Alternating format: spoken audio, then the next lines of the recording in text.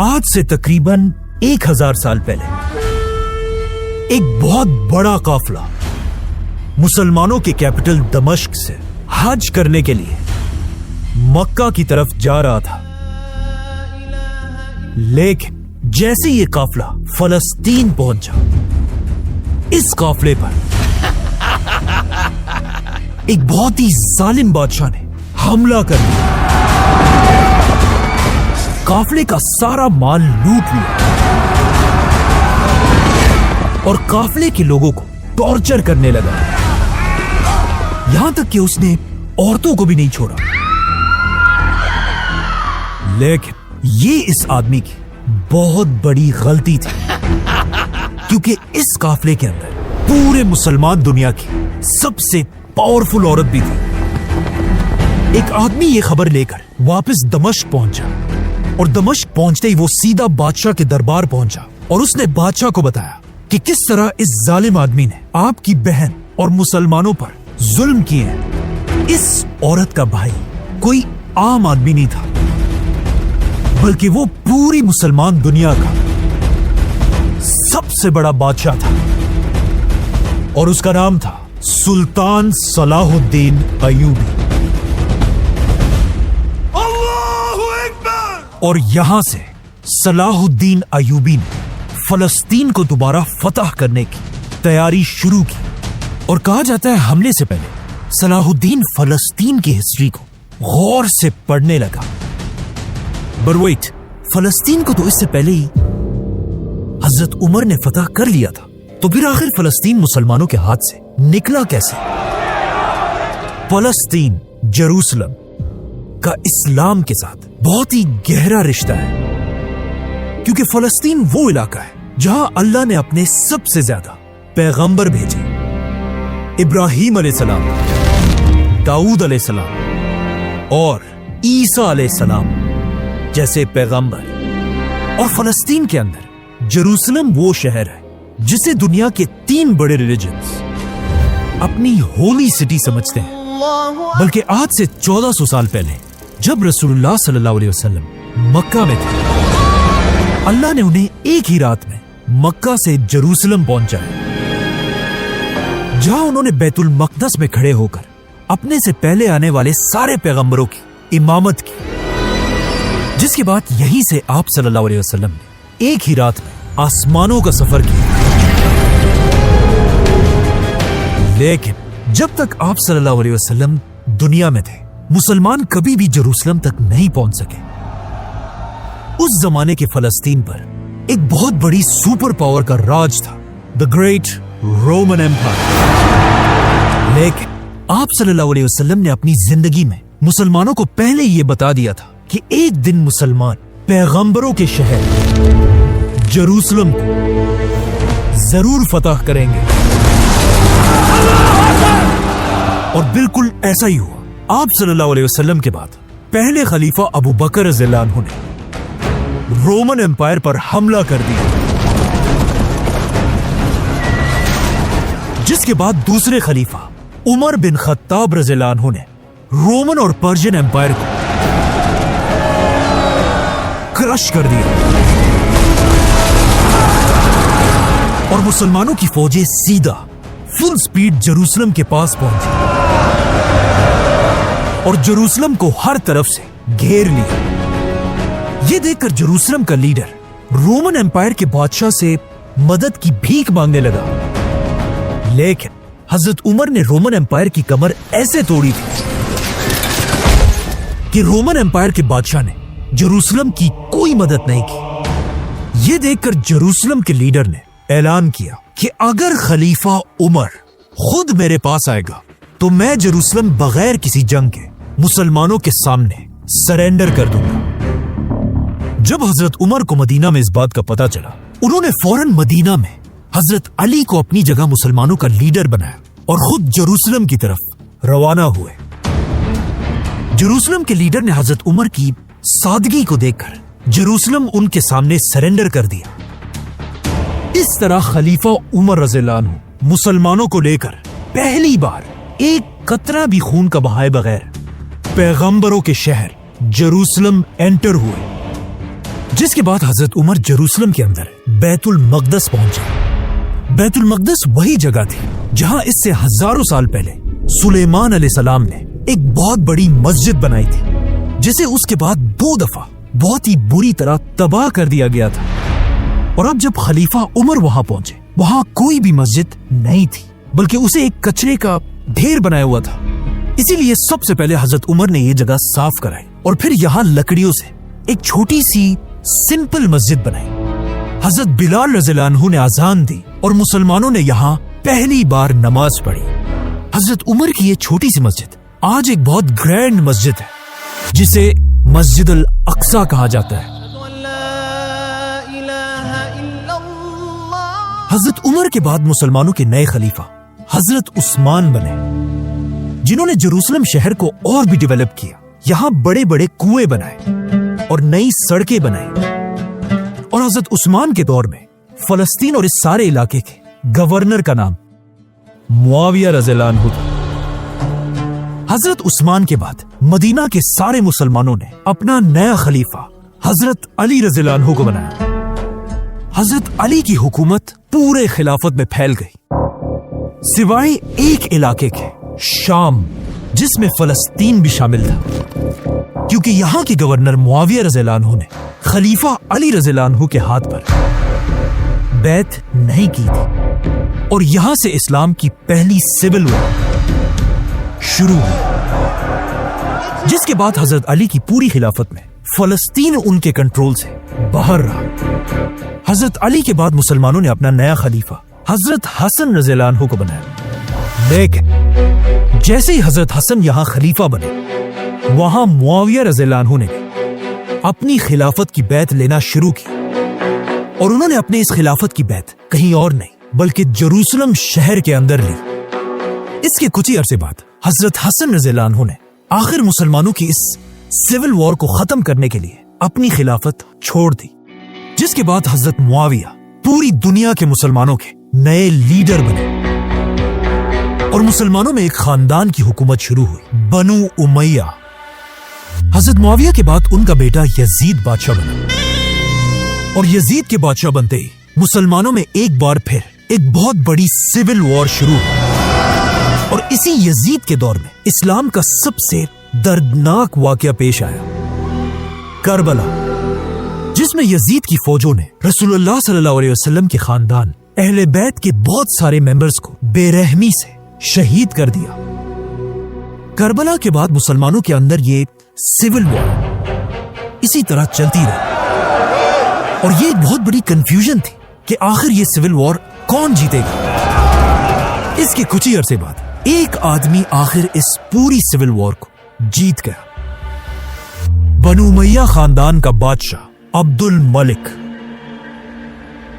آج بہت سارے لوگ اس عبد الملک کو نہیں جانتے، لیکن عبد الملک اس زمانے میں ایک بہت ہی طاقتور بادشاہ تھا، جس نے بادشاہ بننے کے بعد جروسلم کے شہر میں ایک بہت ہی فیمس بلڈنگ بنائی، جو آج تک اپنی جگہ پر کھڑی ہے، اور یہ آج تک دنیا کی سب سے مشہور بلڈنگز میں سے ایک ہے، the Dome of the rock.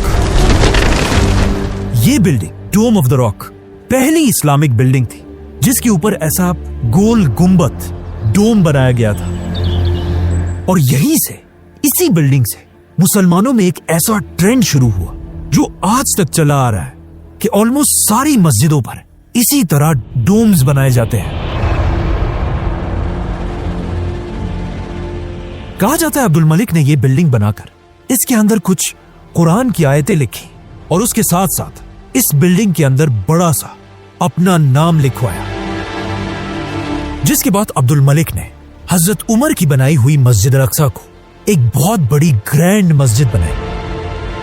فلسطین اس کے بعد آنے والے کئی سالوں تک اسی طرح بنو امیہ خاندان کے کنٹرول میں رہا، لیکن آخر امیہ خاندان کو چیلنج کرنے کے لیے ایک نیا خاندان کھڑا ہوا، جنہوں نے تیزی سے پوری امیہ خلافت کو ختم کر دیا، اور اسی طرح مسلمانوں میں ایک نئی خلافت بنی، عباسی خلافت، جس کے بعد آنے والے کئی سالوں تک فلسطین اب عباسیوں کے کنٹرول میں رہا۔ لیکن جیسے کہ ہمیشہ ہوتا ہے، آہستہ آہستہ عباسی خلافت کی طاقت ٹوٹنے لگی، اور عباسی خلافت کا کنٹرول کمزور ہونے لگا. اسی لیے آہستہ آہستہ عباسی خلافت ٹوٹنے لگی اور آخر مسلمانوں کی یہ خلافت کئی چھوٹے چھوٹے ٹکڑوں میں بٹ گئی. اب یہاں سے کہانی تھوڑی مشکل ہونے والی ہے. مسلمان اب جب بہت سارے چھوٹے حصوں میں بٹ چکے تھے تو اس ٹوٹے ہوئے خلافت میں بھی مسلمانوں کی 2 ایمپائرز ایسی تھی جن کے پاس سب سے زیادہ طاقت تھی. اور ان 2 مسلمان ایمپائرز کا آپس میں کمپٹیشن چل رہا تھا کہ ان دونوں میں سے کون فلسطین پر قبضہ کرے گا. تو اب مسلمان فلسطین کو فتح کرنے کے لیے آپس میں ایک دوسرے کے ساتھ ہی لڑ رہے تھے. اسی لیے آنے والے کئی سالوں تک فلسطین کبھی ایک ایمپائر کے پاس ہوتا تھا اور کبھی دوسری ایمپائر کے پاس. آخر ایک سال ان 2 بڑی ایمپائرز سلجوق اور فاطمیدز کی فلسطین کے لیے ایک بہت بڑی جنگ ہوئی. یہ جنگ اتنی خطرناک تھی کہ اس کی وجہ سے پیغمبروں کا شہر جروسلم، جسے اس سے پہلے مسلمان خلیفاؤں نے بہت زیادہ ڈیولپ کیا تھا، اب ان مسلمانوں کی ہی جنگوں کی وجہ سے تباہ ہو گیا. اس کی دیواریں اور ٹاورز بہت ہی کمزور ہو گئے تھے. اب جب مسلمان آپس میں ایک دوسرے کے ساتھ اتنی بڑی بڑی جنگیں لڑ رہے تھے اور لڑ لڑ کر فلسطین کو بہت ہی کمزور کر دیا تھا، مسلمانوں کو بالکل پتا نہیں تھا کہ ان کی انہی لڑائیوں کی وجہ سے آگے ان کے ساتھ کیا ہونے والا ہے. جب مسلمان آپس میں لڑ رہے تھے، یہاں سے بہت دور یورپ کا سب سے طاقتور آدمی مسلمانوں کی ان جنگوں کو بہت ہی غور سے دیکھ رہا تھا. یہ وہ آدمی تھا جس کے سامنے یورپ کے بڑے بڑے بادشاہ اپنا سر جھکاتے تھے اور یورپ کا ہر عام آدمی اسے ہی اپنا لیڈر مانتا تھا. اور اس کا نام تھا پوپ اربن II. جیسے ہی وہ نیا پوپ بنا، وہ اپنی پہلی سپیچ کے لیے اپنے تخت پر چڑھا اور اپنی سپیچ میں اس نے یورپ کے کرسچنز کو زندگی کا ایک نیا مقصد دیا: فلسطین. یہ اتنی امپورٹنٹ سپیچ تھی کہ اسی سپیچ کی وجہ سے آنے والے 200 سال تک مسلمانوں اور کرسچنز کے درمیان تاریخ کی سب سے بڑی جنگیں ہوئی، جو آج تک پوری دنیا کو یاد ہے اور جن کا نام تھا The Crusade. پوپ اربن نے اپنی سپیچ شروع کی: اے لوگو سنو، آج میں یہ اعلان کرتا ہوں، یورپ کا جو بھی کرسچن اس نئی ہولی جنگ میں ہمارا ساتھ دے گا، اس کی زندگی کے پچھلے سارے گناہ معاف کر دیے جائیں گے اور وہ سیدھا جنت میں جائے گا. پوپ کی ان باتوں نے کرسچنز کے اندر ایک نئی آگ بھڑکائی تھی اور پوپ کی ان باتوں سے کرسچنز مسلمانوں کے ساتھ ایک بہت بڑی جنگ کے لیے تیار ہوئے. اس سپیچ کے بعد پوپ نے اپنے خاص لوگوں کو پورے یورپ میں پھیلا دیا. یہ لوگ ہر جگہ جا کر یورپ کے عام لوگوں کو مسلمانوں کے خلاف جنگ کے لیے بھڑکاتے رہتے تھے، جس میں یہ لوگ بہت سارے جھوٹ بھی بولتے تھے کہ مسلمان فلسطین میں کرسچنز پر بہت ظلم کرتے ہیں اور کرسچنز کے سب سے ہولی چرچ میں مسلمانوں نے گھوڑے اور کتے باندھے ہوئے ہیں. آخر ان باتوں سے آہستہ آہستہ یورپ کے کرسچنز مسلمانوں سے جنگ کے لیے تیار ہونے لگے. یہ دیکھ کر پوپ نے پورے یورپ میں اعلان کیا کہ اگلے سال ہم سب مل کر مسلمانوں کے فلسطین پر حملہ کریں گے اور اسے چھین لیں گے. اب جب پوپ یورپ میں اس فوج کو تیار کر رہا تھا، اچانک یورپ کے چھوٹے سے گاؤں سے ایک بوڑھا سا غریب اور فقیر آدمی اپنا گدھا لے کر اکیلے فلسطین کی طرف روانہ ہوا. راستے میں یہ فقیر ہر گاؤں میں کھڑے ہو کر زور زور سے لوگوں سے کہتا تھا کہ ہم اگلے سال نہیں بلکہ آج ہی فلسطین فتح کریں گے. چلو میرے ساتھ. اس فقیر کی باتیں سن کر لوگ بہت موٹیویٹ ہوئے اور آہستہ آہستہ اس کے ساتھ اس سفر میں جڑنے لگے اور آخر اس بڈھے کے ساتھ اتنے لوگ جڑ گئے کہ اس کے اور اس کے گدھے کے پیچھے 20,000 کی فوج چل رہی تھی. لیکن یہ کوئی فوج نہیں تھی بلکہ صرف عام لوگ تھے جو اپنے گھروں سے کھلاڑیاں، ہتھوڑے اور بیلچے لے کر مسلمانوں سے فلسطین چھیننے جا رہے تھے. تو آف کورس जैसे ये लोग मुसलमानों के इलाकों में एंटर हुए, थोड़ी ही देर में इन्हें समझ आ गई कि यहां आकर इन्होंने बहुत बड़ी गलती की है, क्योंकि अब तक इनका ख्याल था कि मुसलमान दुनिया भी यूरोप की तरह एक गरीब इलाका है, लेकिन यहां पहुंचते ही इन्हें समझ आ गई कि ऐसा बिल्कुल नहीं है। मुसलमान उस जमाने में दुनिया के सबसे बड़े सुपर पावर थे और मुसलमानों की टेक्नोलॉजी दुनिया की सबसे टॉप पर थी। जिस तरह आज यूरोप के शहरों को देखकर मुसलमान हैरान होते हैं, उसी तरह ये लोग उस जमाने में यूरोप से आकर मुसलमानों के शहरों को देखकर हैरान हुए। तो अब अपने बेलचे और कुल्हाड़ियां लेकर जैसे ये लोग थोड़ा आगे बढ़े, अचानक मुसलमानों की ऑर्गेनाइज्ड फौज ने इन्हें हर तरफ से घेर लिया और कुछ ही घंटों में इस 20,000 की फौज को खत्म कर दिया। मुसलमानों ने इनको इतनी आसानी से मारा था कि ये खबर पूरे यूरोप में फैल गई। इसीलिए अगले साल पोप ने ऐसी बेलचे और खिलाड़ियों वाली फौज नहीं, बल्कि एक बहुत बड़ी 1.5 लाख लोगों की ऑर्गेनाइज फौज बनाई। मुसलमानों में इतनी ताकत नहीं थी कि वो एक ही टाइम में इतनी बड़ी फौज से लड़ सके, क्योंकि अब मुसलमान वो पुरानी एक खिलाफत नहीं थी, बल्कि बहुत छोटे छोटे हिस्सों में टूट चुके थे। इसीलिए ये फौज यूरोप से रवाना हुई और आहिस्ता आहिस्ता मुसलमानों को मारते हुए फलस्तीन की तरफ बढ़ती गई और तेजी से फलस्तीन के ये सारे इलाके फतह कर लिए। और आखिर मार्च करते करते ये फौज पैगंबरों के शहर जेरूसलम पहुंची और उसे हर तरफ से घेर लिया। जेरूसलम से पहले ही मुसलमानों की आपस की लड़ाइयों की वजह से इतना कमजोर हो चुका था कि अब मुसलमान इसे बचा नहीं सके। और कुछ ही देर में जैसे ये फौज एंटर हुई, उन्होंने सीधा सबसे पहले एक मैसेंजर यूरोप अपने पोप की तरफ भेजा। कहा जाता है कई दिन सफर करके जैसे ये मैसेंजर अपने पोप के पास पहुंचा, इससे कुछ ही देर पहले पोप मर चुका था। मतलब पोप अर्बन ने कभी अपना ख्वाब पूरा होते हुए नहीं देखा। अब तक सबको लग रहा था कि क्रिश्चियंस की ये फौज एक होली फौज है जो अपने लिए नहीं बल्कि अपने खुदा के लिए लड़ रही है। लेकिन यहां पर सबको समझ आने लगी कि ये क्रूसेडर्स कोई होली फौज नहीं बल्कि एक टेररिस्ट ऑर्गेनाइजेशन है, क्योंकि कहा जाता है जेरूसलम पर कब्जे के बाद क्रूसेडर्स ने सिर्फ 10 दिन के अंदर अंदर 1 लाख मुसलमानों को शहीद कर दिया, जिसमें औरतें, बच्चे और बड़े बड़े स्कॉलर्स भी शामिल थे। कहा जाता है मस्जिद अक्सा और उसके आसपास मुसलमानों का इतना खून बह रहा था कि अगर कोई इस खून में खड़ा हो जाए तो ये खून उसके घुटनों तक पहुंचता था। फलस्तीन के यहूदी भी, जो अब तक मुसलमानों के अंडर बहुत अच्छी जिंदगी गुजार रहे थे, इन क्रूसेडर्स ने उन्हें भी नहीं छोड़ा और जेरूसलम के यहूदियों को भी मारने लगे। कहा जाता है इनसे जान बचाकर यहूदियों के औरतें और बच्चे अपने टेंपल में छुप गए और दरवाजे बंद कर दिए। लेकिन ये देखकर क्रूसेडर्स ने इन्हें निकालने के बजाय बाहर से पूरे टेंपल को ही आग लगा दी और सारे यहूदी जलकर राख हो गए। अब जब मुसलमान और यहूदी मर चुके थे तो क्रूसेडर्स के ये सारे जुल्म खुद अपने क्रिश्चियंस ने ही लिखे हैं। एक क्रूसेडर खुद कहता है कि उस दिन हमने इतने मुसलमानों को मारा था कि मुसलमानों के खून से हमारे जिस्म लाल हो चुके थे, और फिर इसी तरह खून से भरे हुए हम अपने चर्च गए और वहां हमने अपने खुदा से कहा कि आज हमने मुसलमानों से अपना बदला पूरा कर दिया है।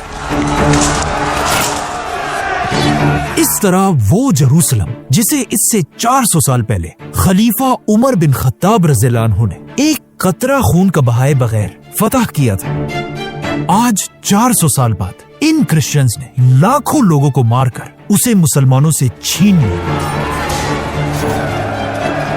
फलस्तीन इस तरह आसानी से छिन जाना मुसलमानों के लिए बहुत ही शर्म की बात थी, लेकिन इस दौर में फलस्तीन का जाना लाजमी था ताकि मुसलमानों को पता चले कि उनकी आपस की जंगों की वजह से आज उनकी दुनिया में कोई औकात नहीं रही। क्योंकि फलस्तीन के जाते ही आहिस्ता आहिस्ता दुनिया के हर मुसलमान को समझ आने लगी कि हमारी आपस की जंगों की वजह से आज हम इस हाल तक पहुंचे हैं, और यहां से अब मुसलमानों की बारी थी कि वो आपस की दुश्मनियां तोड़कर एक हो जाए اور دوبارہ فلسطین پر حملہ کر کے اسے فتح کریں۔ اور ایسا ہی ہوا۔ یہاں سے مسلمانوں کے سب سے بڑے لیڈرز میں سے ایک صلاح الدین ایوبی کا وقت شروع ہوتا ہے۔ لیکن ویٹ، صلاح الدین وہ اکیلا آدمی نہیں تھا جس نے جروسلم کو دوبارہ فتح کرنے کی کوشش کی تھی، بلکہ صلاح الدین ایوبی سے پہلے بھی کچھ بادشاہ ایسے تھے جو فلسطین کے لیے ان کروسیڈر سے لڑے تھے۔ یہاں سے کہانی میں ایک بہت بڑا ٹوسٹ آتا ہے۔ جیسے ہی کروسیڈرز نے جروسلم پر قبضہ کیا، اس کے بعد جو بھی مسلمان لیڈر فلسطین کے لیے آواز اٹھاتا تھا، اچانک وہ غائب ہو جاتا تھا یا اسے مار دیا جاتا تھا۔ اسی لیے اچانک مسلمان دنیا میں بڑے بڑے جنرلز اور لیڈرز بالکل خاموشی سے قتل ہونے لگے۔ کسی کو سمجھ نہیں آ رہی تھی کہ آخر یہ ہو کیا رہا ہے اور یہ کر کون رہا ہے، لیکن چاہے جتنا بھی بڑا آدمی ہو اسے آسانی سے مار دیا جاتا تھا۔ تو اب کوشچن یہ ہے، آخر یہ لوگ تھے کون؟ ان لوگوں کو جانا جاتا تھا ان کے بہت ہی یونیک نام سے، الحشاشون، جنہیں انگلش میں کہا جاتا تھا دی اسیسنز۔ یہ ایسے ٹرینڈ واریئرز تھے کہ ان کے لیے کہیں بھی کسی کو بھی مارنا کوئی مسئلہ نہیں تھا، چاہے وہ جتنا بھی بڑا آدمی کیوں نہ ہو۔ انہیں بس اپنے لیڈر کے ایک اشارے کا انتظار ہوتا تھا، اور ان کا یہ نام حشاشین، حشیش سے نکلا تھا، جو ایک بہت ہی فیمس نشہ ہے۔ اور انہیں یہ اس لیے کہا جاتا تھا کیونکہ جب بھی یہ اپنے ٹارگٹ پر حملہ کرتے تھے، اس سے پہلے انہوں نے بہت زیادہ حشیش کا نشہ کیا ہوتا تھا۔ اور کہا جاتا ہے اپنے ٹارگٹ کو مارتے یہ سب اپنے ہیڈ کوارٹر میں جمع ہوتے تھے، اور پھر وہاں ایک بہت بڑی حشیش پارٹی ہوتی تھی۔ ان حشاشین مسلمانوں کے چھوٹے جنرل سے لے کر خلیفاؤں تک کو اسیسینیٹ کیا تھا، اور یہ اپنے ٹارگٹس کو اتنی بری طرح قتل کرتے تھے کہ ایک بار ایک مسلمان شہر میں ایک عورت پکڑی گئی، اور جب اس کے گھر کی تلاشی لی گئی تو پتا چلا کہ یہ عورت بھی حشاشین کی ممبر ہے، کیونکہ اس کے بیڈ کے نیچے اس عورت نے ایک کنواں بنایا ہوا تھا، اور جب اس کے بیڈ کو ہٹایا گیا اس کے نیچے 40 لاشیں پڑی ہوئی تھی۔ یہاں تک کہ مسلمانوں کے شہروں میں یہ بات مشہور ہو چکی تھی کہ جو بھی آدمی رات تک اپنے گھر نہیں پہنچا تو سمجھو وہ گیا، کیونکہ رات کے اندھیرے میں ساری سڑکوں پر صرف حشاشین کا کنٹرول ہوتا تھا۔ اور ایسا نہیں تھا کہ کسی نے ان کو روکنے کی کوشش نہیں کی۔ جب ایک مسلمان بادشاہ نے حشاشین پر حملے کی کوشش کی، اور اگلے دن جب وہ اپنے کیمپ میں نیند سے اٹھا، اس نے دیکھا کہ اس کے سر کے پاس ایک کاغذ اور خنجر لگا ہوا ہے، جس میں کلیئرلی لکھا ہوا تھا کہ اگر تم اپنی حرکتوں سے باز نہیں آئے تو اگلی بار یہ خنجر تمہاری گردن پہ ہوگا۔ اب جب ایک طرف فلسطین مسلمانوں کے ہاتھ سے نکل چکا تھا، مسلمان چھوٹے چھوٹے حصوں میں ٹوٹے ہوئے تھے، اور راتوں کو سڑکوں پر حشاشین کا کنٹرول ہوتا تھا۔ اچانک ایک دن ایک قافلہ مسلمانوں کے ایک شہر سے دوسرے شہر کی طرف جا رہا تھا۔ اس قافلے کے سردار کو کچھ ہی دن پہلے اس کے شہر سے زبردستی بھگا دیا گیا تھا، اور اب جب یہ قافلہ رستے میں تھا، اسی سفر کے درمیان اس سردار کا بیٹا پیدا ہوا۔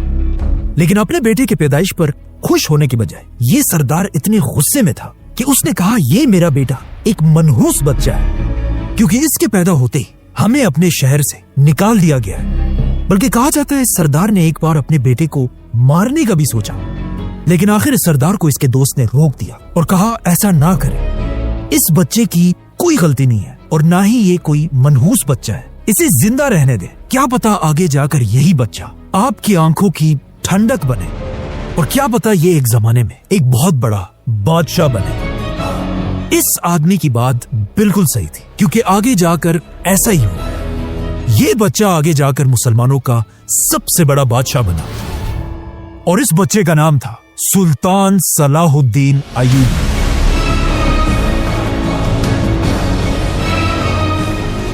اسی طرح یہ قافلہ آگے بڑھتا رہا اور آخر ایک نئے علاقے میں انٹر ہوا، اور اس نئے علاقے پر زنگیوں کا راج تھا، اور اسی نئی ایمپائر میں آہستہ آہستہ صلاح الدین بڑا ہوتا گیا۔ صلاح الدین جب بڑا ہو رہا تھا، مسلمان دنیا کمزور تو تھی، लेकिन अब भी दुनिया में इस्लाम का गोल्डन एज चल रहा था और मुसलमानों के हर शहर में बड़ी बड़ी लाइब्रेरीज थी और दुनिया के सबसे बड़े स्कॉलर्स मुसलमान ही थे। सलाहुद्दीन के लिए सबसे अच्छी बात यह थी कि वो जहां पर बड़ा हो रहा था उस इलाके का बादशाह एक बहुत ही नेक आदमी था जो अपने लोगों का बहुत ज्यादा ख्याल रखता था और उसका नाम था सुल्तान नूरुद्दीन जंगी।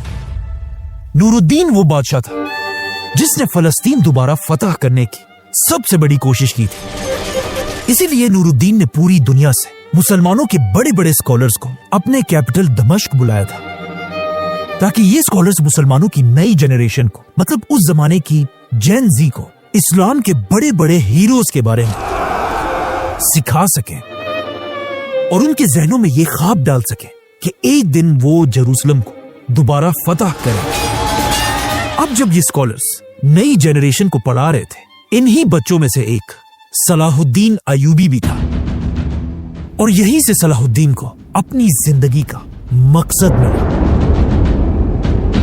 ये वही जगह थी जहां सलाहुद्दीन ने पहली बार किताबों में रसूलुल्लाह सल्लल्लाहु अलैहि वसल्लम के बारे में पढ़ा कि किस तरह उन्होंने मुश्किलों से निकलकर मदीना की रियासत बनाई थी, किस तरह अबू बकर रज़ियल्लाहु अन्हु हर मुश्किल वक्त में आप सल्लल्लाहु अलैहि वसल्लम के साथ खड़े थे, किस तरह खलीफा उमर बिन खत्ताब रज़ियल्लाहु अन्हु ने उस जमाने की सुपर पावर्स को क्रश कर दिया था, किस तरह उस्मान रज़ियल्लाहु अन्हु ने अपनी सारी दौलत आप सल्लल्लाहु अलैहि वसल्लम के कदमों में बिछा दी थी और किस तरह मौला अली रज़ियल्लाहु अन्हु इस्लाम की हर जंग में शेर की तरह लड़े थे।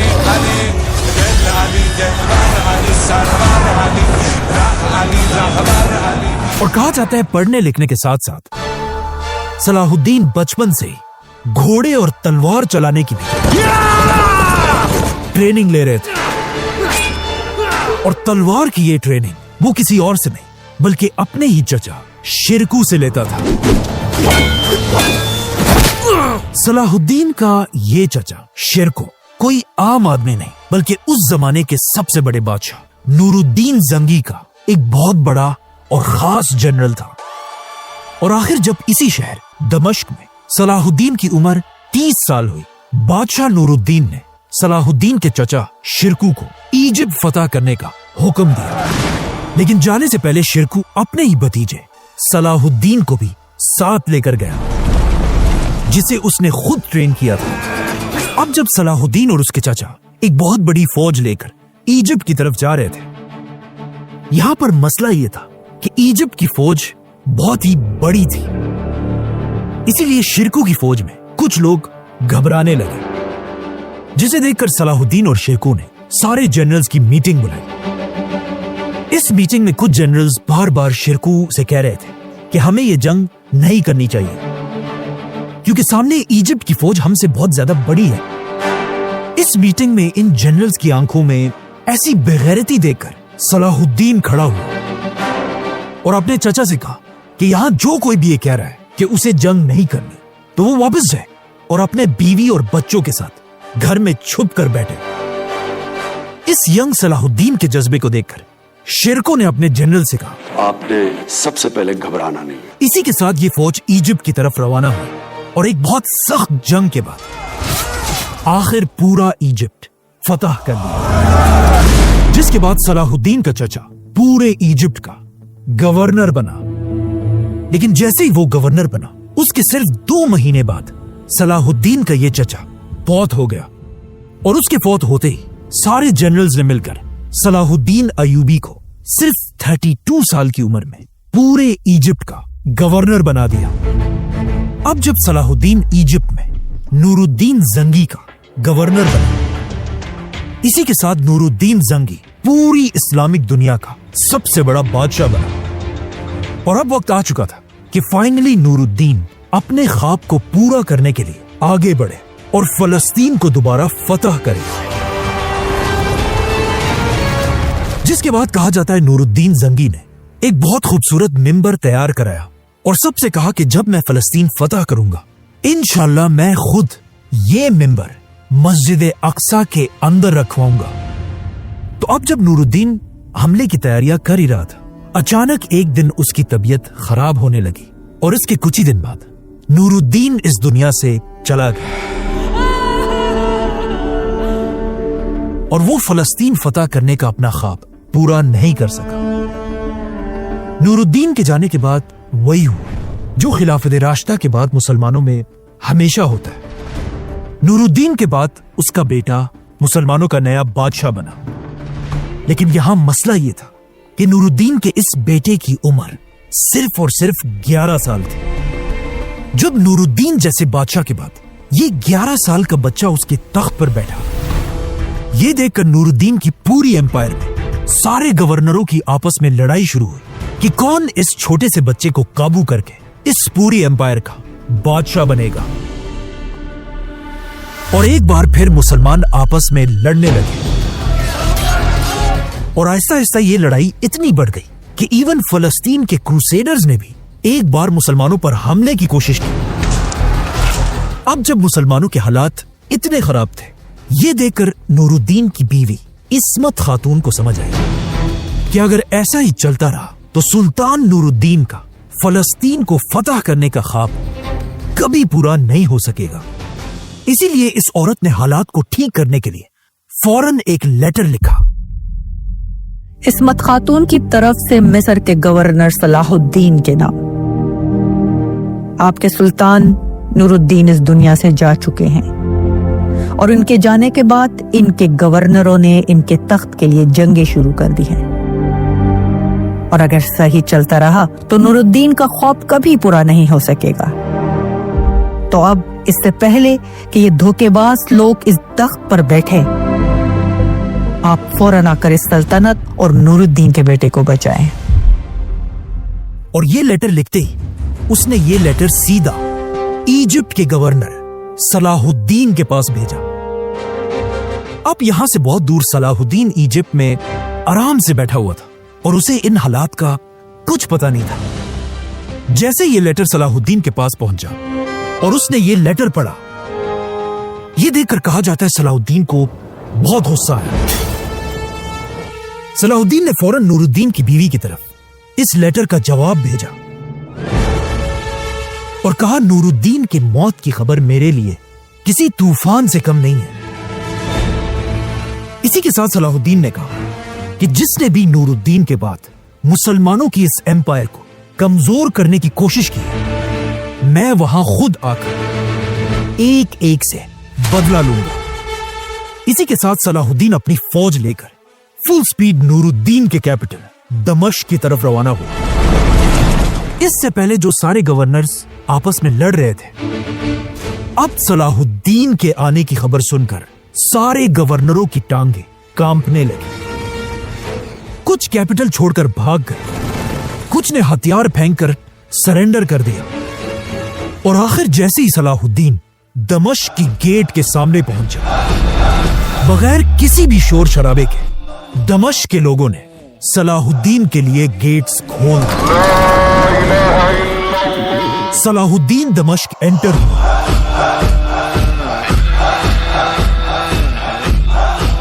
اور اس طرح صلاح الدین ایک قطرہ بھی خون کا بہائے بغیر صرف 37 سال کی ایج میں پوری دنیا کا سب سے طاقتور بادشاہ بنا۔ اس طرح اس پورے علاقے کا کنٹرول صلاح الدین ایوبی کے ہاتھ میں آیا۔ ایون مکہ اور مدینہ بھی صلاح الدین کے کنٹرول میں تھے۔ اب جب یہاں صلاح الدین سلطان بنا، کروسیڈرز نے صلاح الدین ایوبی کے ساتھ ایک ایگریمنٹ کی کہ آنے والے کئی سالوں تک مسلمان اور کرسچنز ایک دوسرے پر حملہ نہیں کریں گے۔ اب صلاح الدین چاہتا تو یہ ایگریمنٹ پھاڑ کر جیروسلم پر اسی وقت حملہ کر سکتا تھا، کیونکہ صلاح الدین کو اچھی طرح پتا تھا کہ جیروسلم کرسچنز کی سب سے ہولی سٹی ہے اور وہ اسے ڈیفینڈ کرنے کے لیے اپنے خون کے آخری قطرے تک لڑیں گے۔ اسی لیے صلاح الدین نے یہ ایگریمنٹ سائن کر لی اور جیروسلم پر حملے سے پہلے صلاح الدین نے اپنا رخ مسلمانوں کی طرف کیا کہ وہ مسلمانوں کی آپس کی جنگیں ختم کر کے مسلمانوں کو یونائٹ کر سکے، جس کے بعد صلاح الدین کی فوجیں ہر طرف پھیل گئی اور ایک کے بعد ایک قلعہ فتح کرنے لگے۔ اسی کے ساتھ صلاح الدین نے ہر طرف بڑے بڑے مسلمان اسکالرز کو پھیلا دیا تاکہ یہ اسکالرز جا کر مسلمانوں کی ینگ جنریشن کو موٹیویٹ کرے کہ وہ مسلمانوں کی آپس کی جنگیں چھوڑ کر فلسطین کے بارے میں سوچے، جس سے آہستہ آہستہ ینگ مسلمانوں کے ذہنوں میں ایک بہت بڑا چینج آنے لگا۔ اور کہا جاتا ہے آہستہ آہستہ صلاح الدین کی وجہ سے مسلمان دنیا میں ایک وقت ایسا بھی آیا کہ ہر مسلمان کی زبان پر صرف 2 ہی ورڈز تھے، جیروسلم اور جنگ۔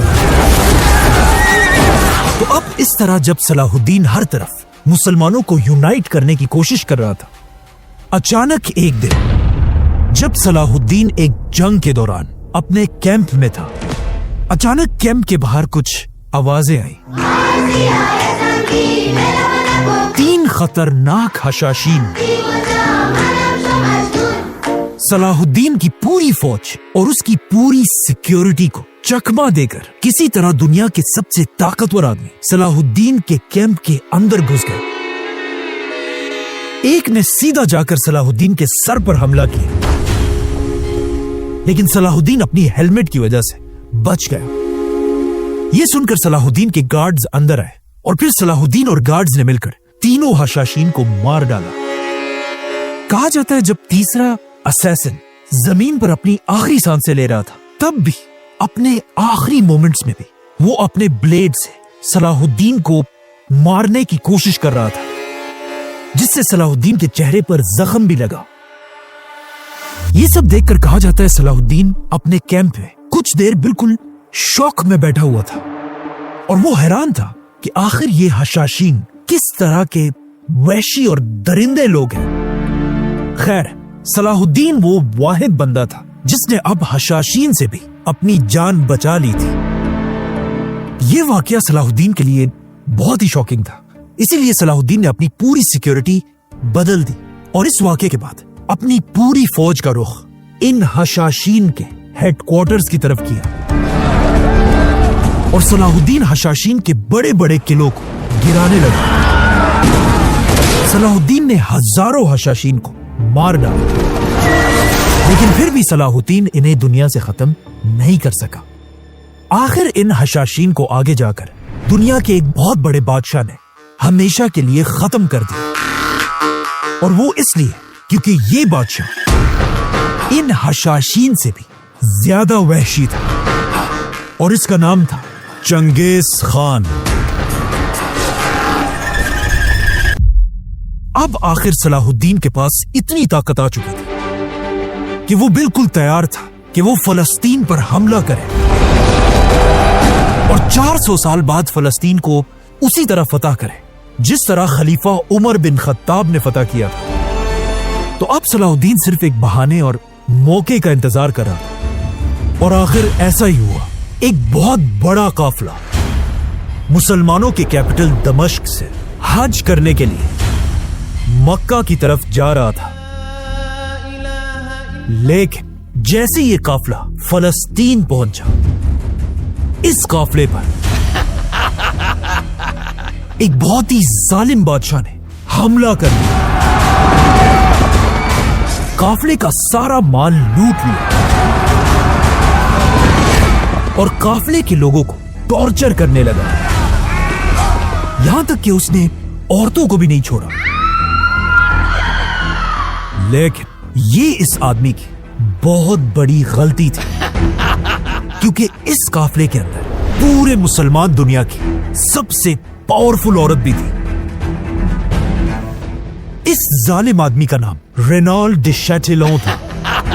ایک آدمی یہ خبر لے کر واپس دمشق پہنچا، اور دمشق پہنچتے ہی وہ سیدھا بادشاہ کے دربار پہنچا اور اس نے بادشاہ کو بتایا کہ کس طرح اس ظالم آدمی نے آپ کی بہن اور مسلمانوں پر ظلم کیے ہیں۔ یہ سن کر صلاح الدین کو بہت غصہ آیا اور اس نے فوراً رینالڈ کی طرف حکم بھیجا کہ وہ اسی وقت ان قیدیوں کو چھوڑ دے، لیکن رینالڈ اتنا بے شرم آدمی تھا، اس نے جواب کیا بھیجا پتہ ہے؟ رینالڈ نے صلاح الدین سے کہا، جاؤ اور اپنے پیغمبر محمد سے کہو کہ وہ ان قیدیوں کو مجھ سے چھڑائے۔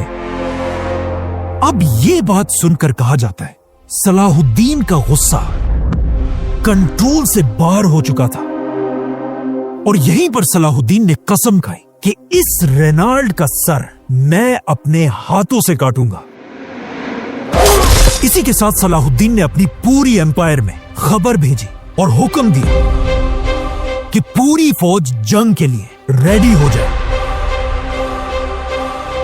जैसे ही मुसलमानों की फौज जमा हुई, सलाह उद्दीन इस पूरी फौज को लेकर फलस्तीन की तरफ रवाना हुआ। जैसे ही सलाह उद्दीन की फौज फलस्तीन एंटर हुई, सबसे पहले उन्होंने इस किले पर हमला किया और इस किले को घेर लिया। ये एक ऐसा किला था जिसके पीछे साफ पानी का एक बहुत बड़ा तालाब था।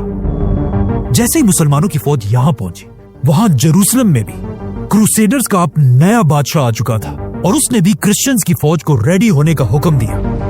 और जैसे ही फौज तैयार हुई, जेरूसलम का बादशाह ये फौज लेकर सलाह उद्दीन की तरफ रवाना हुआ। लेकिन अब यहां मसला यह था कि इस क्रूसेडर फौज ने जुलाई के महीने में फलस्तीन के गर्म डेजर्ट को क्रॉस करके सलाह उद्दीन तक पहुंचना था और ऊपर से इस पूरे रास्ते में इस इतनी बड़ी फौज के लिए बहुत ही कम पानी के कुएं थे। इसीलिए जाने से पहले क्रूसेडर्स के बादशाह ने अपने सारे जनरल्स की मीटिंग बुलाई और अपने इन जनरल से पूछा कि हमें क्या करना चाहिए। जहां कुछ समझदार जनरल्स ने कहा कि हमें इस गर्म डेजर्ट में मरने के बजाय यहीं पर बैठकर सलाह उद्दीन का इंतजार करना चाहिए। लेकिन ये सुनकर इनका वही जालिम गवर्नर रेनाल्ड चीख उठा और कहा कि नहीं, बल्कि हमें खुद जाकर सलाह उद्दीन पर हमला करना चाहिए, क्योंकि खुदा की मदद हमारे साथ है। और वैसे भी वहां किले के पास पानी का इतना बड़ा तालाब है कि वहां पहुंचकर हम सब आराम से पानी पी लेंगे। आखिर इस मीटिंग में रेनाल्ड की बात मानी गई और क्रूसेडर्स जुलाई के महीने में इस गर्म डेजर्ट को क्रॉस करने लगे और बगैर किसी पानी के इसी तरह ये फौज डेजर्ट में चलती रही। लेकिन इन सब के दिलों में एक ही उम्मीद थी कि इस रास्ते के एंड में ये सब उस तालाब से पानी पी सकेंगे। आखिर कई दिनों तक इसी तरह सफर करके ये फौज तालाब के करीब पहुंच गई। इस फौज को दूर से तालाब दिखने लगा, लेकिन जैसे ये फौज थोड़ी आगे बढ़ी, इस फौज के हर सोल्जर ने देखा कि इनके और तालाब के दरमियान सुल्तान सलाहुद्दीन की पूरी फौज खड़ी है। असल में इससे पहले सलाहुद्दीन को अच्छी तरह पता था कि जब ये क्रूसेडर्स यहां पहुंचेंगे, ये बहुत ही थके हुए और प्यासे होंगे। इसीलिए सलाहुद्दीन ने पहले से अपनी पूरी फौज को पानी के सामने खड़ा कर दिया था। तो अब अगर इन क्रूसेडर्स ने पानी पीना था तो उन्हें पहले सलाहुद्दीन की फौज से गुजर कर जाना था। इसीलिए इन प्यासे क्रूसेडर्स ने मुसलमानों पर हमला कर दिया। क्रिश्चियंस की फौज मुसलमानों से बड़ी थी, इसीलिए यहां पर हित्तीन की जमीन पर एक बहुत बड़ी और खतरनाक जंग शुरू हुई और क्रूसेडर्स कोशिश कर रहे थे किसी तरह वो उस पानी तक पहुंच जाए, लेकिन सलाहुद्दीन ने उन्हें ऐसा करने नहीं दिया और आहिस्ता आहिस्ता सलाहुद्दीन की फौज क्रिश्चियंस को घेरने लगी। कहा जाता है ये सब कुछ ऊपर से सलाहुद्दीन अयूबी देख रहा था। जैसे ही मुसलमानों की फौज ने उन्हें घेरा, सलाहुद्दीन के बेटे ने उनसे कहा कि अब्बा जान मुबारक हो, आप ये जंग जीत रहे हैं। लेकिन सलाहुद्दीन ने अपने बेटे से कहा नहीं, जब तक उनके बादशाह का कैंप अपनी जगह पर खड़ा है, हम ये जंग नहीं जीते। वहां जंग में मुसलमान और भी क्रिश्चियंस को पीछे धकेलने लगे और जंग के दरमियान झाड़ियों को आग लगाने से हर तरफ धुआं फैला हुआ था। ये देखकर सलाहुद्दीन के बेटे ने उनसे दोबारा कहा, अब्बा जान मुबारक हो, हम जीत रहे हैं। लेकिन सलाहुद्दीन ने फिर वही बात कही कि जब तक बादशाह का कैंप खड़ा है, हम नहीं जीते। आखिर मुसलमानों की फौज ने ऑर्गेनाइज होकर क्रिश्चियंस को हर तरफ से घेर लिया और कुछ ही देर में हजारों क्रूसेडर्स मरने लगे और आहिस्ता आहिस्ता मुसलमानों ने उनके बादशाह को भी घेर लिया। यह देखकर सलाहुद्दीन के बेटे ने तीसरी बार कहा कि अब्बा जान आप जंग जीत रहे हैं। लेकिन सलाहुद्दीन ने कहा नहीं, जब तक बादशाह का वो और जैसे ही सलाहुद्दीन यहां तक पहुंचा, अचानक बादशाह का कैंप गिर गया। ये देखते ही सलाहुद्दीन ने आंखें बंद की और जमीन पर गिर गया और अल्लाह को सजदा किया اور کہا اب ہم یہ جنگ جیت چکے ہیں۔ اس طرح مسلمانوں نے کروسیڈرز کی پوری فوج تباہ کر دی، اور جو لوگ زندہ بچ گئے مسلمان انہیں قیدی بنانے لگے۔ انہی قیدیوں میں مسلمانوں نے کروسیڈرز کے بادشاہ کو بھی پکڑ لیا، اور سب سے بڑی بات یہ تھی رسول اللہ صلی اللہ علیہ وسلم کی گستاخی کرنے والا رینالڈ بھی مسلمانوں کے ہاتھ زندہ آیا۔ جیسے ہی صلاح الدین کو پتا چلا اس نے فوراً بادشاہ اور رینالڈ کو اپنے پاس اپنے کیمپ بلایا، اور جب صلاح الدین نے دیکھا کہ دونوں کو پیاس لگی ہوئی ہے، یہ دیکھ کر صلاح الدین نے بادشاہ کو ایک پیالے میں پانی یا جوس دیا۔ بادشاہ نے اس پیالے سے خود بھی پیا اور پھر یہ پیالہ رینالڈ کو دے دیا۔ اب اس زمانے کا کلچر یہ تھا کہ جب بھی کوئی بادشاہ کسی کو کچھ آفر کرتا تھا اس کا مطلب یہ تھا کہ بادشاہ نے اسے معاف کر دیا ہے۔ لیکن اب جب رینالڈ نے بھی اس پیالے سے پیا، یہ دیکھ کر صلاح الدین کو غصہ آیا، اور اس نے غصے میں رینالڈ سے کہا کہ ہم اپنے مہمانوں کا بہت خیال رکھتے ہیں، لیکن تم میرے مہمان نہیں ہو، اور یہ پیالہ میں نے تمہیں نہیں بلکہ تمہارے بادشاہ نے دیا ہے۔ اور پھر صلاح الدین نے رینالڈ سے کہا کہ تم وہ آدمی ہو جس نے ہمارے پیغمبر محمد صلی اللہ علیہ وسلم کی گستاخی کی تھی، اور اب میں پوری امت کی طرف سے تم سے اس کا بدلہ لوں گا۔ لیکن صلاح الدین میں صبر بھی اتنا زیادہ تھا کہ رینالڈ کو مارنے سے پہلے صلاح الدین نے اسے کہا کہ گستاخی تو تم نے کی ہے، لیکن اگر تم اسلام قبول کر کے توبہ کر لو تو میں تمہیں معاف کر دوں گا۔ لیکن آف کورس رینالڈ نے کہا نہیں۔ اسی کے ساتھ صلاح الدین نے اپنی تلوار نکالی اور ایک ہی وار میں رینالڈ کا سر کاٹ کر اپنی قسم پوری کر دی۔ لیکن پھر بھی صلاح الدین اتنے غصے میں تھا کہ اس نے رینالڈ کی لاش پکڑی اور اسے گھسیٹ کر بادشاہ کے سامنے لے کر آیا۔ کہا جاتا ہے یہ دیکھ کر بادشاہ کانپنے لگا، کیونکہ اسے لگا کہ اب اگلی باری اس کی ہوگی۔ لیکن صلاح الدین نے بادشاہ سے کہا ریلیکس، تمہیں میں کچھ نہیں کہوں گا، ہمارا یہ رواج نہیں کہ ایک بادشاہ دوسرے بادشاہ کو مارے۔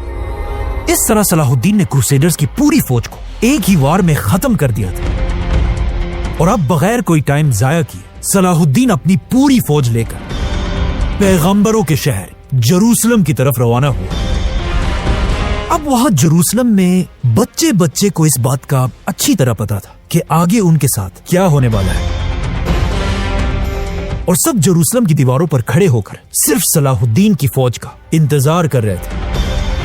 آخر جروسلم کی دیوار سے ایک آدمی نے دور سے ایک مسلمان سولجر دیکھا اور کہا صلاح الدین پہنچ چکا ہے۔ لیکن باقیوں نے اسے کہا کہ یہ تو صرف ایک آدمی ہے، لیکن اس نے کہا نہیں، صلاح الدین پہنچ چکا ہے۔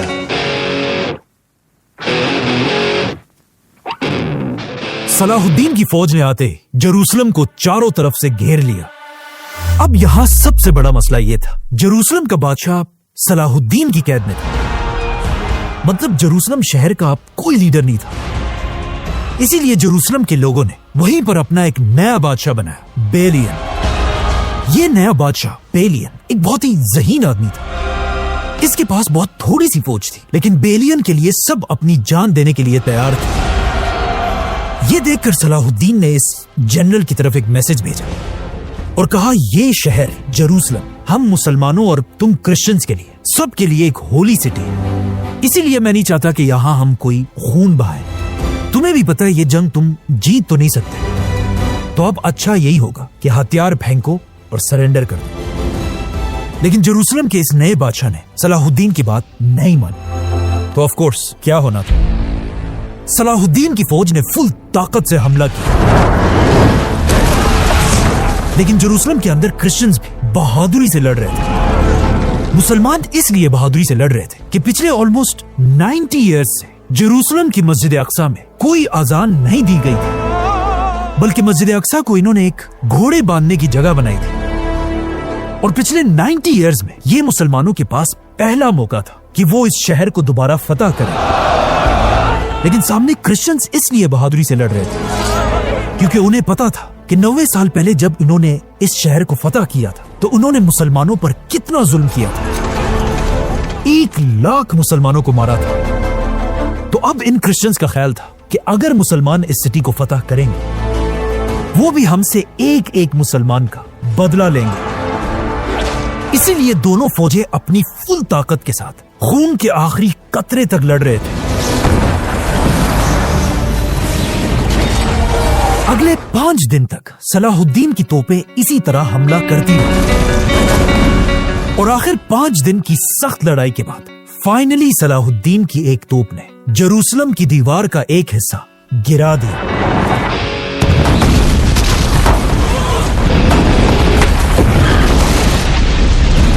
और इस दीवार के गिरते ही जेरूसलम के अंदर सबको समझ आ गई कि अब सलाहुद्दीन को रोकना इम्पॉसिबल है। इसीलिए जेरूसलम के अंदर से उनके बादशाह ने सलाहुद्दीन की तरफ एक पैगाम भेजा कि मैं जेरूसलम का बादशाह सलाहुद्दीन के साथ मिलना चाहता हूं। सलाहुद्दीन ने यह ऑफर एक्सेप्ट की और इन दोनों लीडर्स की मीटिंग शुरू हुई। सबसे पहले सलाहुद्दीन ने बेलियन से पूछा कि बताओ तुम्हारा क्या इरादा है? शहर कब हमारे हवाले करोगे? बेलियन ने सलाहुद्दीन को क्लियरली बता दी कि हम जेरूसलम को इतनी आसानी से जाने नहीं देंगे, बल्कि हम सब अपने खून के आखिरी कतरे तक आपसे लड़ेंगे और अगर फिर भी हम ना जीते तो हम इस पैगंबरों के शहर जेरूसलम को आग लगा देंगे, जिससे आपकी मस्जिद अक्सा भी नहीं बचेगी। सलाहुद्दीन ने बेलियन से पूछा कि अगर तुम इस तरह हर चीज को आग लगाओगे तो उससे तो तुम्हारा चर्च भी जल जाएगा। जिस पर बेलियन ने कहा कि मुझे किसी भी चीज की कोई परवाह नहीं है, चाहे जो भी हो, मैं इस पूरे शहर को आग लगा कर रहूंगा। क्योंकि बेलियन को पता था अगर ये शहर उसने सरेंडर कर दी, सलाहुद्दीन इस शहर के हर क्रिश्चियन को मार डालेगा। तो अब बेलियन की बातें सुनकर सलाहुद्दीन ने थोड़ा सोचा और फिर बेलियन को एक ऐसी ऑफर दी जो वो कभी सोच भी नहीं सकता था।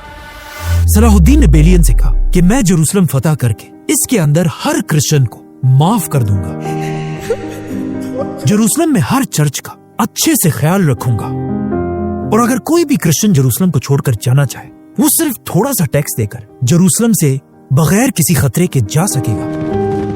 ये सुनकर बेलियन बिल्कुल हैरान रह गया, क्योंकि उसे पता था कि इससे 90 इयर्स पहले जब क्रिश्चियंस ने इस शहर पर कब्जा किया था, उन्होंने यहाँ के हर मुसलमान को मार डाला था, मस्जिद अक्सा को घोड़े बांधने की जगह बना दी थी और पूरे जेरूसलम शहर को मुसलमानों के खून से लाल कर दिया था। और अब सलाहुद्दीन वो सब कुछ भुलाकर हम सारे क्रिश्चियंस को माफ करने के लिए तैयार है। और आखिर वो बेलियन जो इससे पहले जेरूसलम को जलाने वाला था, अब सलाहुद्दीन की बातें सुनकर उसने सलाहुद्दीन से कहा कि अगर आपकी यही ऑफर है तो फिर मैं जेरूसलम आपके सामने सरेंडर करता हूं। Then under these terms I surrender Jerusalem. इसी के साथ आखिर 90 इयर्स बाद मुसलमान दोबारा जेरूसलम एंटर हुए। इससे आगे जो हुआ वो ऑलमोस्ट वैसा ही था कि जब इससे 500 साल पहले रसूलुल्लाह सल्लल्लाहु अलैहि वसल्लम सहाबा के साथ मक्का के शहर एंटर हुए थे। आप सल्लल्लाहु अलैहि वसल्लम ने मक्का फतह करके उन सारे लोगों को माफ कर दिया था जो बहुत सालों से मुसलमानों पर जुल्म कर रहे थे। इस दिन फतह मक्का के बारे में सलाहुद्दीन ने बचपन से पढ़ा था। इसीलिए अब जब वो मुसलमानों को लेकर जेरूसलम एंटर हुए, सलाहुद्दीन ने आप सल्लल्लाहु अलैहि वसल्लम की सुन्नत को फॉलो करते हुए जेरूसलम के हर क्रिश्चियन को माफ कर दिया और जेरूसलम की हर गली में ऐलान कराए कि आप सब माफ कर दिए गए हो। जिसके बाद सलाहुद्दीन सीधा मस्जिद अक्सा की तरफ गया और मस्जिद अक्सा को साफ करके इधर वही मिंबर रखवाया जो इससे बहुत साल पहले सलाहुद्दीन के मास्टर नूरुद्दीन ने बनाया था। 90 साल बाद मस्जिद अक्सा में दोबारा आजान दी गई और एक बार फिर मुसलमान सफों में खड़े हुए और सुल्तान सलाहुद्दीन ने सबको नमाज पढ़ाई। अब जब जेरूसलम आजाद हो चुका था, आहिस्ता आहिस्ता क्रूसेडर्स थोड़े से पैसे देकर अपने आप को आजाद करा रहे थे और फिर जेरूसलम छोड़कर जा रहे थे और सलाहुद्दीन भी बहुत सारे लोगों को बगैर पैसों के माफ कर रहा था। आहिस्ता आहिस्ता सलाहुद्दीन ने ऐलान कराया कि बूढ़े क्रिश्चियंस को पैसे देने की कोई जरूरत नहीं, बच्चों को भी कोई पैसे देने की जरूरत नहीं और फिर औरतों को भी बगैर पैसों के आजाद करने लगा। ये सब देखकर सलाहुद्दीन के कुछ जनरल्स बिल्कुल भी खुश नहीं थे। आखिर सलाहुद्दीन के सामने बहुत सारे ऐसे जवान लड़के लाए गए जिन्होंने मुसलमानों के खिलाफ जंगें भी की थी, और इन लड़कों के पास अपने आप को आजाद करने के लिए कोई पैसा नहीं था। तो अब सलाहुद्दीन ने इन्हें गुलाम बनाने के बजाय सलाहुद्दीन वापस अपने कैंप के अंदर गया, और कैंप के अंदर सलाहुद्दीन का अपना पर्सनल जितना भी सोना पड़ा था उसे लेकर बाहर आया, और फिर अपने पैसों से एक एक क्रिश्चियन को आजाद कराने लगा। ये देखकर सलाहुद्दीन का भाई भी अपना सोना लेकर आया, और उसने 1000 क्रिश्चियंस को आजाद किया। आगे जाकर इन्हीं क्रिश्चियंस ने सलाहुद्दीन की ये बातें पूरी यूरोप में फैलाई, जिसकी वजह से आज तक पूरा यूरोप सलाहुद्दीन को एक हीरो मानता है। Saladin, protect the Christian churches. And Saladin goes, I don't care. We're not massacred. They are. They do this. We don't. और सिर्फ यही नहीं, बल्कि कहा जाता है एक टाइम ऐसा भी था कि सलाहुद्दीन एक क्रिश्चियन औरत के बच्चे को ढूंढने के लिए जेरूसलम के बाजारों में खुद फिर रहा था। अब जब ये सारे क्रिश्चियन जेरूसलम को छोड़कर जा रहे थे, इन क्रिश्चियंस में जेरूसलम का लीडर बेलियन भी था।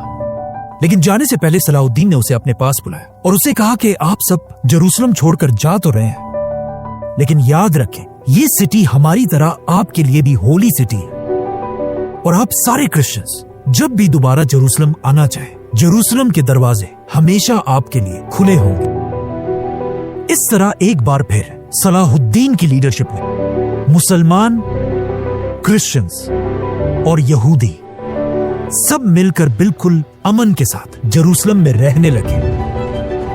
इस तरह खलीफा उमर रज़ियल्लाहु अन्हु के बाद सुल्तान सलाहुद्दीन ने एक बार फिर जेरूसलम फतह कर लिया, जो मुसलमानों के लिए तो एक बहुत ही खुशी और जश्न की बात थी। लेकिन यहां से बहुत दूर यूरोप में हर तरफ मातम छाया हुआ था, बल्कि लोग इतने शौक में थे कि कहा जाता है जब मुसलमानों की जीत की खबर यूरोप के पोप तक पहुंची, पोप इस खबर के कुछ ही दिन बाद मर गया। इसीलिए नए पोप ने आते ही दोबारा पूरे यूरोप में ऐलान किया कि हम फलस्तीन को इतनी आसानी से नहीं जाने दे सकते, बल्कि हम सब मिलकर सलाहुद्दीन से बदला लेंगे।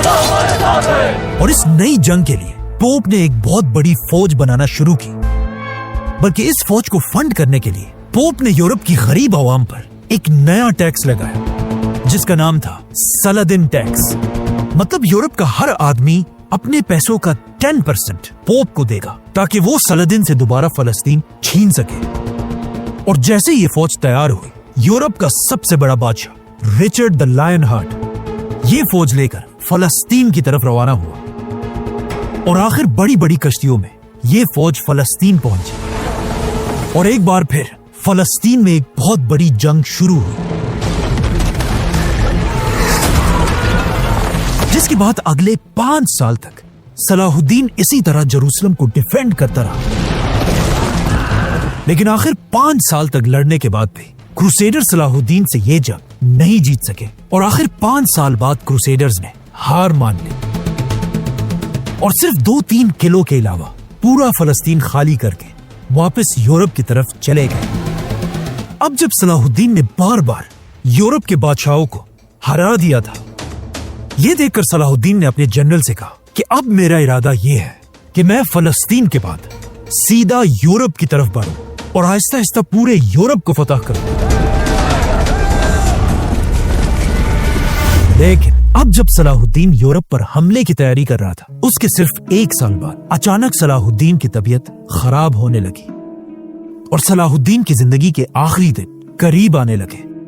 कहा जाता है सलाहुद्दीन ने मरने से पहले अपने भाई और बेटों को बुलाया और उनसे कहा, याद रखना मैंने जिंदगी में जो भी किया है सिर्फ और सिर्फ अल्लाह को खुश करने के लिए किया है। और फिर कहा, मेरे बेटों याद रखना मेरे बाद मुसलमानों पर जुल्म मत करना। और इस तरह सुल्तान सलाहुद्दीन अय्यूबी इस दुनिया से चले गए। कहा जाता है सलाहुद्दीन की मौत की खबर पूरी दुनिया में फैल गई और मुसलमान ऐसे रो रहे थे कि कोई आम बादशाह नहीं बल्कि कोई अजीम खलीफा दुनिया से गया हो। फौत होने के बाद जब सलाहुद्दीन के माल का हिसाब लगाया गया, सलाहुद्दीन के पास एक सोने के सिक्के और कुछ सिल्वर कॉइन्स के अलावा और कुछ भी नहीं था, जिसके बाद सुल्तान सलाहुद्दीन को उसी के कैपिटल दमिश्क में दफना दिया गया। اور صلاح الدین کی قبر آج بھی اسی طرح موجود ہے. صلاح الدین نے فلسطین کو ایسے فتح کیا کہ آنے والے کئی صدیوں تک صرف مسلمان نہیں بلکہ یورپ کے کرسچنز بھی صلاح الدین کو ایک ہیرو مانتے تھے. اور خلیفہ عمر رضی اللہ عنہ کے بعد اب صلاح الدین نے فلسطین ایسے فتح کیا تھا کہ اگلے 700 ایئرز تک کوئی بھی مسلمانوں سے دوبارہ فلسطین نہیں چھین سکا. لیکن آخر 700 سال بعد جب فلسطین پر عثمانیہ خلافت کا راج تھا،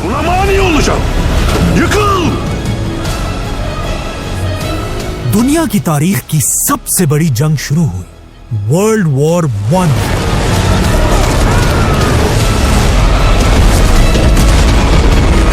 اس ورلڈ وار میں عثمانیہ خلافت نے اس زمانے کی ایک سپر پاور جرمنی کا ساتھ دیا اور دونوں ساتھ مل کر جنگ لڑ رہے تھے.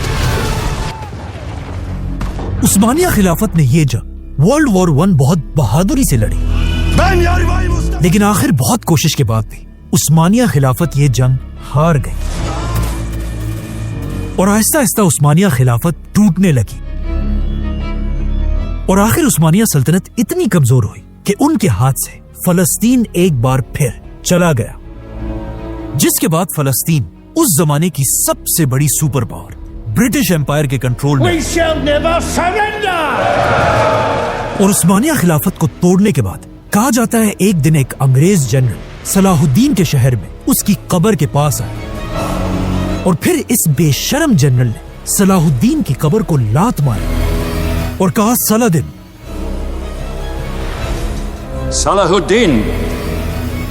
we are back.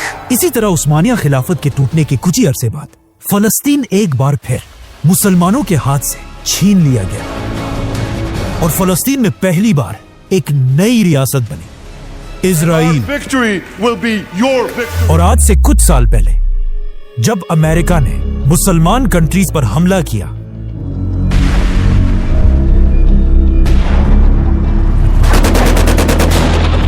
اس وقت کے امریکن پریزیڈنٹ جارج بش نے اس نئی جنگ کو بھی اسی طرح ایک کروسیڈ کا نام دیا. پچھلی بار جب فلسطین مسلمانوں سے چھینا گیا تھا، اسے پھر 90 ایئرز بعد سلطان صلاح الدین نے دوبارہ فتح کیا تھا. اس بار فلسطین کے جانے کے آلموسٹ 80 ایئرز پورے ہو چکے ہیں. ہو سکتا ہے آج ہم اتنے کمزور ہیں کہ ہم اپنا پرانا ریکارڈ بھی توڑ دیں، اور یا ہو سکتا ہے ایسا نہ ہو، کیونکہ کیا پتا آج بھی ایک صلاح الدین پیدا ہو چکا ہے. جو بھی ہو، ایک بات کلیئر ہے، ساری دنیا کے مسلمانوں کی نظریں اسی آدمی کی تلاش میں ہے جو خلیفہ عمر بن خطاب رضی اللہ عنہ اور سلطان صلاح الدین ایوبی کے بعد ایک بار پھر مسلمانوں کے لیے فلسطین فتح کرے گا. سبسکرائب.